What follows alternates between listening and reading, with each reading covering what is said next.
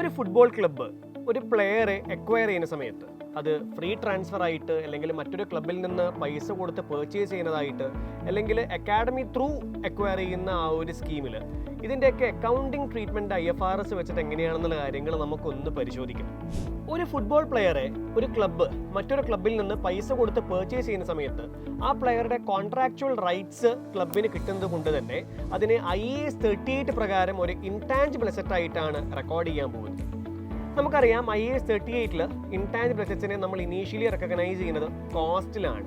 So player acquire ചെയ്യാൻ വേണ്ടിയിട്ട് മറ്റേ ക്ലബിന് കൊടുത്ത ട്രാൻസ്ഫർ ഫീസ്, പിന്നെ അത് കൂടാതെ ആ ഒരു പ്ലെയർക്ക് വേണ്ടിയിട്ട് നമ്മൾ ചിലവാക്കുന്ന അഡീഷണൽ സൈനിങ് ബോണസുകൾ ഉണ്ടെങ്കിൽ അത്, ഏജന്റിന്റെ ഫീസ്, ലീഗിന് രജിസ്ട്രേഷന് വേണ്ടിയിട്ട് കൊടുക്കുന്ന ഫീസ്, അങ്ങനെയുള്ള കാര്യങ്ങളൊക്കെ ഈ ഒരു പ്ലെയറുടെ ഇനീഷ്യൽ മെഷർമെന്റിൽ കോസ്റ്റ് ആയിട്ട് നമ്മൾ ഇൻടാഞ്ചിബിൾ അസറ്റ് ആയിട്ട് കാണിക്കുന്നതാണ്. സബ്സീക്വന്റ് മെഷർമെന്റിൽ ഈ ഒരു ഇൻടാഞ്ചിബിൾ അസറ്റിനെ നമ്മൾ അമോർട്ടൈസ് ചെയ്യും. നോർമലി ഒരു പ്ലെയറുമായിട്ട് കോൺട്രാക്ട് എൻ്റർ ചെയ്യുന്ന സമയത്ത് ഒരു നമ്പർ ഓഫ് ഇയേഴ്സിലേക്കുള്ള കോൺട്രാക്റ്റ് ആയിരിക്കും അത്. സോ ഇയറിൻ്റെ ആകുമ്പോഴത്തേക്ക് ആ ഒരു ഇൻടാഞ്ചിബിൾ അസറ്റിനെ നമ്മൾ എന്ത് ചെയ്യാണ്, അമോർട്ടൈസ് ചെയ്യും. IAS 38 കൃത്യമായിട്ട് പറയുന്നുണ്ട് റീവാലുവേഷൻ മോഡൽ അപ്ലൈ ചെയ്യണമെന്നുണ്ടെങ്കിൽ ഒരു ആക്റ്റീവ് മാർക്കറ്റ് ഉണ്ടാവണം എന്നുള്ള കാര്യം. ഫുട്ബോൾ പ്ലെയേഴ്സിൻ്റെ കോൺട്രാക്ട് സെല്ല് ചെയ്യുന്ന ഒരു ആക്റ്റീവ് മാർക്കറ്റ് ഇല്ലാത്തത് കൊണ്ട് തന്നെ ഇവിടെ നമുക്ക് റീവാലുവേഷൻ മോഡൽ അപ്ലൈ ചെയ്യാൻ പറ്റുന്നതല്ല. ഒരു എക്സാമ്പിൾ വെച്ചിട്ട് പറയുകയാണെങ്കിൽ ക്രിസ്ത്യാനോ റൊണാൾഡോനെ മാഞ്ചസ്റ്റർ യുണൈറ്റഡ് സ്പോർട്ടിംഗ് CPയിൽ നിന്ന് എക്വയർ ചെയ്യുന്നത് അറൌണ്ട് 15 മില്യൺ യൂറോസ് സ്പെൻഡ് ചെയ്തിട്ടാണ്. അതിൽ ട്രാൻസ്ഫർ ഫീസ് ഉണ്ട്, ലീഗിൻ്റെ രജിസ്ട്രേഷൻ ഫീസ് ഉണ്ട്, ഏജന്റിന്റെ ഫീസ് ഉണ്ട്. ഇതൊക്കെ ഇൻടാഞ്ചിബിൾ അസറ്റ് ആയിട്ട് മാഞ്ചസ്റ്റർ യുണൈറ്റഡ് ക്യാപിറ്റലൈസ് ചെയ്തിട്ടുണ്ടാവും. And initially contract period 5 years ആണ്. അതുകൊണ്ട് ഈ ഒരു ഇൻടാഞ്ചിബിൾ അസറ്റിനെ 5 വർഷത്തേക്ക് അമോർട്ടൈസ് ചെയ്യുന്നതാണ്. ഇതിനിടയിൽ ആ കോൺട്രാക്ടിന്റെ കാലാവധി അവസാനിക്കുന്നതോടുകൂടി കോൺട്രാക്ട് എക്സ്റ്റെൻഡ് ചെയ്യുന്ന ഒരു പരിപാടി ക്ലബ്ബ് ചെയ്യുന്നുണ്ടെങ്കിൽ എക്സ്റ്റൻഷൻ സമയത്ത് പ്ലെയേഴ്സിന് എന്തെങ്കിലും അഡീഷണൽ സൈനിങ് ബോണസുകളോ കാര്യങ്ങളോ കൊടുക്കുന്നുണ്ടെങ്കിൽ അതും കൂടി നമുക്ക് ഈ ഒരു ഇൻടാഞ്ചിബിൾ അസറ്റിന്റെ കോസ്റ്റിന്റെ കൂടെ ക്യാപിറ്റലൈസ് ചെയ്ത് കാണിക്കാവുന്നതാണ്.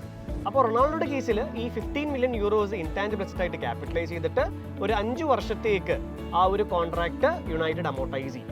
റൊണാൾഡോക്ക് ക്ലബ്ബ് കൊടുക്കുന്ന സാലറി, അത് വീക്ക്ലി അല്ലെങ്കിൽ മന്ത്ലി, ഇയർലി എമൗണ്ടുകൾ, അത് ആസ് പെർ IAS 19 എക്സ്പെൻസ് ആയിട്ടാണ് റെക്കഗ്നൈസ് ചെയ്യുക, എക്സ്പെൻസ്ഡ് വെൻ ഇൻകേർഡ്. ഇതിനിടയിൽ ഈ പ്ലെയർക്ക് എന്തെങ്കിലും ഇഞ്ചുറിയോ കാര്യങ്ങളോ പറ്റി പ്ലെയറുടെ പെർഫോമൻസ് ഒക്കെ ഡിക്ലൈൻഡ് ആവുന്നുണ്ടെങ്കിൽ അതൊരു ഇൻഡിക്കേഷൻ ഓഫ് ഇമ്പയർമെന്റ് ആണ്. ആസ് പെർ IAS 36 അവിടെ നമ്മളൊരു ഇമ്പയർമെന്റ് റിവ്യൂ നടത്തി ആ ഒരു അസറ്റ് ഇമ്പയർഡ് ആണോ ഇല്ലയോ എന്നുള്ള കാര്യങ്ങളും കൂടി മനസ്സിലാക്കേണ്ടതാണ്. റൊണാൾഡോനെ മാഞ്ചസ്റ്റർ യുണൈറ്റഡ് റിയൽ മാഡ്രിഡിലേക്ക് വിൽക്കുന്ന ആ ഒരു സമയത്ത് ആ ഒരു കോൺട്രാക്ടിന്റെ കാലാവധി അവസാനിക്കുന്ന ആ ഒരു പീരീഡിലാണ് ഈ ഒരു സെയിൽ നടക്കുന്നത്. സോ യുണൈറ്റഡിന്റെ ബുക്സിൽ റൊണാൾഡോയുടെ ഇൻടാഞ്ചിബിൾ അസറ്റിന്റെ carrying value almost close to 0 ആയിരിക്കും. ആൻഡ് യുണൈറ്റഡ് റൊണാൾഡോനെ റിയൽ മാഡ്രിഡിലേക്ക് സെല്ല് ചെയ്യുന്നത് അറൌണ്ട് 100 മില്യൺ യൂറോസിനാണ്. ഈ ഒരു ഫുൾ എമൗണ്ട് യുണൈറ്റഡിന് അവരുടെ ബുക്സിൽ പ്രോഫിറ്റ് ആയിട്ട് കാണിക്കാൻ പറ്റുന്നതാണ്. ബിക്കോസ് അസറ്റിന്റെ ക്യാരിയിങ് വാല്യൂ 0 ആണ്, sales proceeds close to 100 million euros ആണ്. സോ ഫുൾ എമൗണ്ട് യുണൈറ്റഡിന് അവരുടെ ബുക്സിൽ പ്രോഫിറ്റ് ആയിട്ട് കാണിക്കാൻ പറ്റും. ഇനി നമുക്ക് നമ്മുടെ എംബാപ്പയുടെ ട്രാൻസ്ഫർ, മാഡ്രിഡിലേക്കുള്ള ട്രാൻസ്ഫറുടെ കേസ് ഒന്ന് നോക്കാം. അതൊരു ഫ്രീ ട്രാൻസ്ഫർ ആയിരുന്നു. സോ റിയൽ മാഡ്രിഡ് എംബാപ്പയെ ഫ്രീ ട്രാൻസ്ഫർ റൂട്ടിലാണ് പർച്ചേസ് ചെയ്തിട്ടുള്ളത്. So there is no transfer fee involve. But that doesn't mean എംബാപ്പയുടെ ആ ഒരു കോൺട്രാക്ട് ഇൻടാഞ്ചിബിൾ അസറ്റ് ആയിട്ട് കാണിക്കുന്നില്ല എന്നല്ല.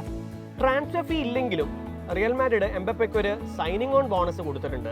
അതുകൂടാതെ ഏജന്റിന് ഒരു എമൗണ്ട് കൊടുത്തിട്ടുണ്ട്. പ്ലെയേഴ്സിനെ രജിസ്റ്റർ ചെയ്യാൻ വേണ്ടിയിട്ടുള്ള ഒരു എമൗണ്ട് സ്പെൻഡ് ചെയ്തിട്ടുണ്ടാവും.